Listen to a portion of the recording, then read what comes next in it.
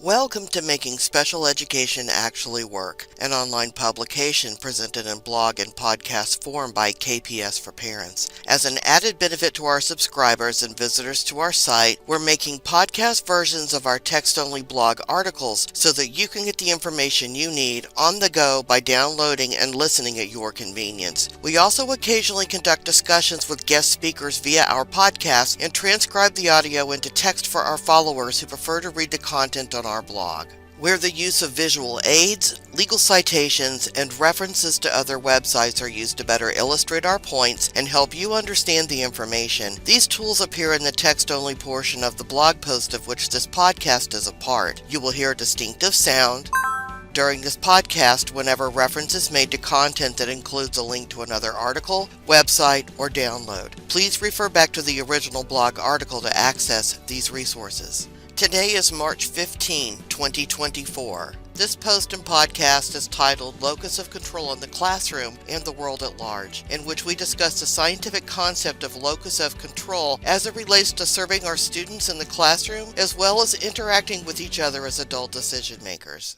I watch the news and read up on a lot of court cases and pending legislation these days because all of it is related in some way with the work I do in special education as an advocate, paralegal, consultant, and direct services provider. Congressional spending, public policy changes, new litigation, and all kinds of other world events have direct bearing on special education and the individuals I assist and protect. Similarly, how the powers that be respond to the legally protected needs of the individuals I serve speaks volumes to the state of our democracy at the local level and the degree to which state and federal oversight is effective or not. The concept of locus of control is not widely known or understood, but it should be. It's a fairly simple developmental concept to understand for adult-level problem solvers. It's one of those things that if the majority of intact adults understood it, it would contribute to what could effectively be psychological herd immunity against the fringe asshattery that is taking up way too much political and cultural space right now in our modern-day societies, and help us restore and repair things to a more equitable equilibrium. Locus of control describes a person's understanding of the degree to which they have agency over their own lives. A person with mostly an external locus of control believes that life is something that happens to them, and some other external force beyond their control is responsible.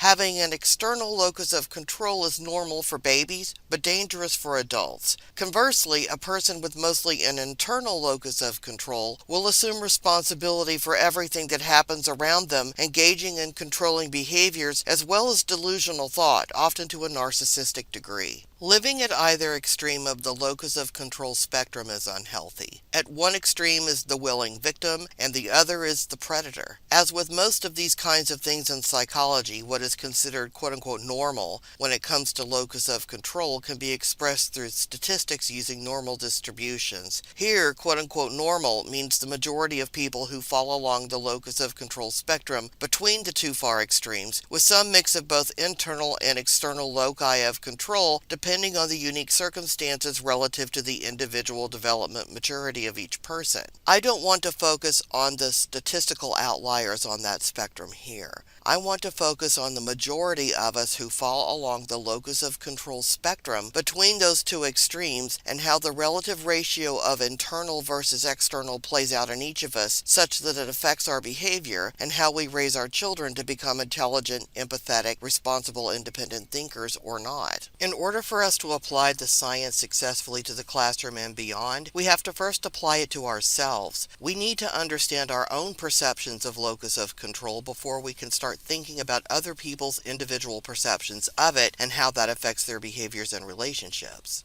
A healthy concept of locus of control is somewhere in the middle between fully external and fully internal. The reality is that some parts of life are beyond our immediate control, and other parts of life are entirely within our control. Rather than applying the concept of the locus of control spectrum to the person as a uniform monolith, one's standing is better understood by applying the spectrum to a specific situation and asking how much of this immediate situation is actually within my control, and how many things are actually within my control that can change this situation for the better. There is a commonly used prayer among Christians called the Serenity Prayer, which goes, God, grant me the serenity to accept the things I cannot change, the courage to change the things I can, and the wisdom to know the difference. This is the essence of the locus of control self-assessment in day-to-day life. I can think of no better tradition that captures how reality works with such scientific simplicity than this. Science doesn't compete with religion, it measures the truth of creation. When used responsibly, it reveals miracles that can teach us a great deal.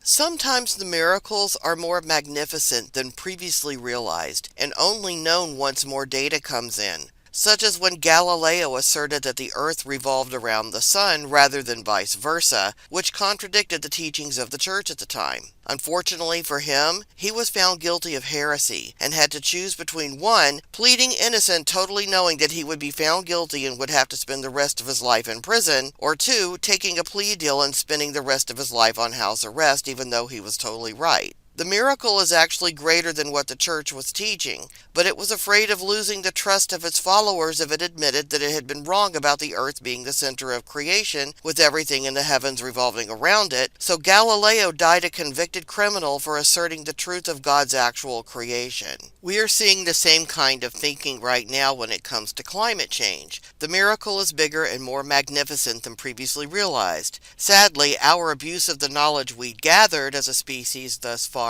has been to the detriment of the environment all around us. The harm we've done is now proving to us how things are supposed to work and what we've misunderstood in the past. The Creator speaks to us through our errors and lets us know when we're failing to abide by the terms of creation. We've invited harm upon ourselves through our own behaviors, and now we have to change our behaviors to save ourselves. This goes directly to every person's unique concept of their own respective individual locus of control. There are now corporations whose very existence depends on us believing we need them. They don't want to lose our dollars, so they can't afford for us to lose faith in their businesses, and they're attempting to conceal the fact that what they are doing contradicts the larger miracles that have been revealed by science. I'm thinking of processed foods, farming-related dust bowls, and fossil fuels here, and the amount of money spent on marketing and lobbying by these industries to influence how they are perceived by the public versus what they are actually doing. These industries abuse the science to manipulate the masses with specific messages targeted to specific audiences, using algorithms to spread their messages online and relying on normal human word-of-mouth discourse to take it from there. These are the same tactics used by political propagandists, and there can be a blurry line between corporate marketers and political propagandists. An informed public recognizes the attempts at manipulation for what they are and rejects them outright. An uninformed public becomes more easily radicalized and brand loyal. All of that goes to how locus of control operates on the larger scale. Understanding that, the next question here is, how can that knowledge be applied in the classroom? My response is that it depends on the ages and developmental levels of the students involved. If you're talking about young children or older students with developmental delays, these concepts need to be explicitly taught, and the students need to be given clear, succinct, easy to understand descriptions of what they have the power to do for themselves and what requires the authority of others. Visuals, including classroom artwork and graphics, should be placed where students can see them during the school day to reinforce the messaging from the explicit instruction. Honestly, if Schoolhouse Rock were to make a new video teaching kids about locus of control, that would be amazing. Until then, it's up to parents and teachers to learn about it and incorporate it into their parenting and classroom management practices respectively. With our older kids, my go-to is always project-based learning, or PBL. If the project is to assemble an IKEA cabinet using the instructions as a small group of 3 or 4 students, then it's a great way to teach locus of control concepts. The students cannot change the physical features of the cabinet being built, the parts that come with it, or the instructions provided. That's beyond their control. What they can control is their own behavior in response to these uncontrollable facts. How they go about putting together the cabinet is a choice. What they are putting together is not. This is a balance of external and internal locus of control to fit the situation. It doesn't have to be IKEA furniture, it could be anything. And our sister program, the Learn and Grow Educational Series, I've embedded this locus of control instruction into PBL lesson plans that require students to create self-watering gardening containers from 5-gallon buckets and use them to grow food. Anything that is project-based will come with fixed parameters that go to an external locus of control, and students will have to make choices and act upon them, which goes to internal locus of control, to achieve the intended outcome. For most people, having at least a little bit of external imposed structure helps them organize their thoughts and get things done. Products that provide at least part of the solution by their very nature will impose some structure on the situation that limits the number of choices a person has to make to get the job finished. For example, simply having shopping carts available by the front door of the supermarket immediately solves a problem for shoppers that makes gathering what they need to buy without a huge hassle more accessible to them than if they had to figure out how to carry around their stuff while shopping on their own. This can be equally applied in the classroom. A teacher can use a desktop office tray for papers and folders, perhaps several stacked upon each other. Each tray could serve a specific purpose, such as one for turning in completed work, one for turning in notes from home and permission slips, and one for suggestions to make the classroom better, for example. The system could be designed to support the teacher's classroom management strategy and impose some external structure on students' classroom behaviors. Simple organizational strategies that set the stage are often enough externally imposed features for our typically developing learners to develop effective and efficient learning practices, particularly if these practices are modeled by the teacher in the beginning and by other students once they adopt these practices as the school year progresses and these strategies are being regularly used. These strategies eventually become part of the routine because they work, freeing up mental energy that can then be invested in troubleshooting more complex concerns. Routines are convenient because they relieve us of having to think too hard about what we need to do in the moment, which allows us to then think ahead about what else we can take on now. When we have a lot of actual thinking to do about other things, reducing the things we always have to do in the moment to simple, thoughtless routines is an efficient use of time. Routines that can be memorized using music can become some of the most relied upon routines in a person's life, because music seems to amplify the strength of the routine for most people when they are paired together. This has implications for day-to-day life as well as classroom practices. It's just a good strategy for life for most people, though everyone processes information differently, and not all strategies will work for all people. It appears that, generally speaking, it is normal for humans to strive for some kind of equilibrium that strikes a balance between external and internal locus of control. In general, we want enough external controls to limit the number of choices we have to make in a given situation, but not so many limits that the only options for us to choose from are bad ones. Too many choices and we can't decide what to do. With somewhat limited choices, even if it's the lesser of all evils, at least you can make the best of what you're given to work with. With extremely limited choices, it really doesn't matter what you decide because you're screwed no matter what. Creating a safe and nurturing classroom that fosters functional independence among its students requires the same kind of thought and planning as does creating a safe and nurturing society that encourages individual freedoms. An understanding of locus of control can go a long way towards improving both, and I'm encouraging you to invest the time to learn more about it, contemplate your own perceptions regarding your own locus of control, and consider how other people's choices are influenced by their own perceptions of locus of control. It gives you a new dimension by which to consider other people's behaviors, but it only makes sense once you've learned to understand it about yourself. From there, you can begin to think about what someone else's concept of locus of control might be. You must have a relatively healthy self-concept of your own locus of control in order to be able to conceptualize and empathize with someone else's. You basically have to walk 1,000 miles in your own moccasins before you're able to walk a mile in someone else's with understanding. All of this goes then into a larger analysis of the function of a person's behavior, which requires a behavior analytic approach. When you're trying to figure out where another person is coming from, whether as a parent trying to understand your child or as an IEP team member trying to understand another member of the team, having a fairly accurate understanding of that person's sense of locus of control about whatever is being discussed goes a long way towards understanding whether that person is going to seek solutions or make excuses for a problem you need solved. In applied behavioral analysis, the function of the behavior is ascertained by determining what antecedents triggered the behavior and what consequences reward its use. Ecological factors are examined to further determine if anything specific in the environment, such as a specific noise or person, and/or any other specific circumstantial factors such as time of day or disruption in routine, increase the likelihood of the behavior occurring in the presence of the antecedent. These exacerbating factors are referred to as setting events or motivating operations. Many professionals use the term MOs to refer to these exacerbating factors.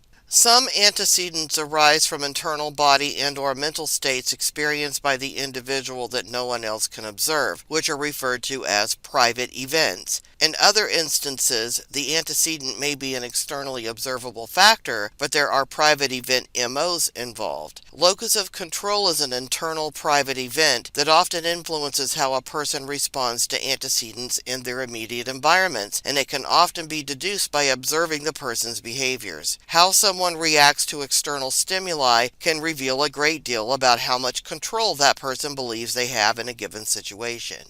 Whether you're talking about working with learners or participating in important meetings, understanding where another person is coming from in that regard can be an eye-opening experience that better informs how you need to respond to their efforts to work with or against you. It also tells you just how much of the situation is within your control and how much of it isn't, so you can choose your actions wisely. It helps you discern that which you can control from that which you can't, so that you can exercise the courage necessary to achieve what is actually realistically within your reach, making as much positive progress as you are able, and creating opportunities to create even greater improvements later on in time. As much as I hope you are able to use this information to create and implement good IEPs, I equally hope you can incorporate it into your understanding of yourself and others as you progress along your own journey of self-discovery and growth as a person. The more we understand each other, the easier it becomes to relate with each other and work more collaboratively than competitively. I believe it is the responsibility of those of us who study these sciences to explain what we know about healthy human development so as to help humanity develop in healthy ways as time goes on. We need to be getting better at these kinds of things over time, and that can't be achieved by withholding the professional knowledge from the general public. I'm happy to democratize that knowledge to the degree that I'm able, and I encourage you to do your own additional research into the science around locus of control and related psychological concepts. I hope this helps you develop a healthier understanding of yourself and others and contributes towards your successful efforts to make the world a better place. I think this is critical knowledge for any and all parents participating in the IEP or 504 process for their children in the public schools. It's relevant to understanding your child's individual needs, as well as where everyone else on the team with you is coming from and how to respond to them in ways that are most likely to protect your child. From an advocacy standpoint, it is important as a parent in one of these meetings to know if you're being shut down by a bureaucrat agency loyalist enforcing an internal policy that violates the law because they believe they lack the authority to buck the unlawful policy and are thus acting according to an external locus of control. Someone like this is incapable of legitimate problem solving, and it's a waste of time arguing with them. This is when you as a parent may find it necessary to file a compliance complaint with your state's education department, a civil rights complaint with the U.S. Department of Education's Office for Civil Rights, or OCR, a due process complaint with your state's Special Education Hearing Office, or some other legal action.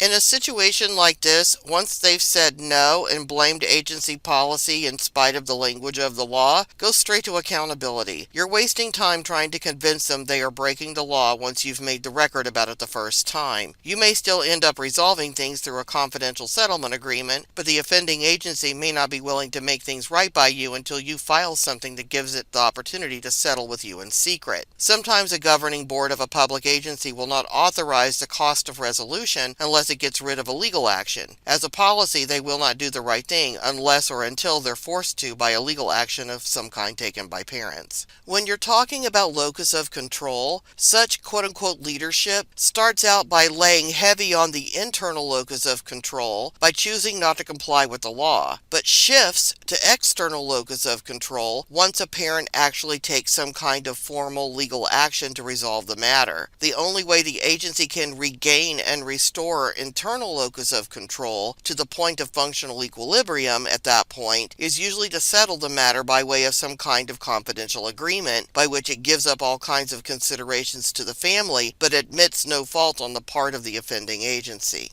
When you can understand the power dynamics that revolve around locus of control, it makes you a more savvy and practical negotiator. It makes you better at assessing other people's credibility as well. Most importantly, as a parent, it makes you a more compassionate teacher and cheerleader for your children as you help them navigate all of the situations and relationships they will experience throughout childhood in your care. You are better to yourself and everyone else being as whole as you can be. I wish you nothing but the best as you become increasingly healthy and whole throughout your journey through this life, and thank you for the support you provide to my efforts to bring this kind of information to you. Peace be with you, my friends.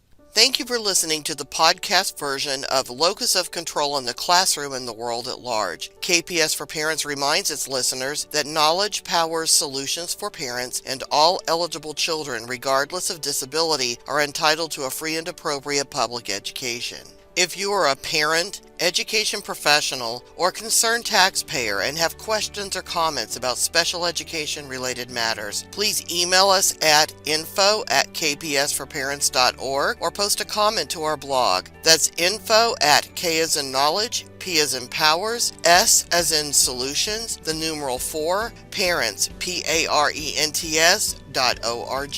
We hope you found our information useful and look forward to bringing more useful information to you. Subscribe to our feed to make sure that you receive the latest information from Making Special Education Actually Work, an online publication of KPS for Parents. Find us online at kpsforparents.org. KPS for Parents is a nonprofit lay advocacy organization. The information provided by KPS for Parents in Making Special Education Actually Work is based on the professional experiences and opinions of KPS for Parents lay advocates and should not be construed as formal legal advice. If you require formal legal advice, please seek the counsel of a qualified attorney. All content here is copyrighted by KPS for Parents, which reserves all rights.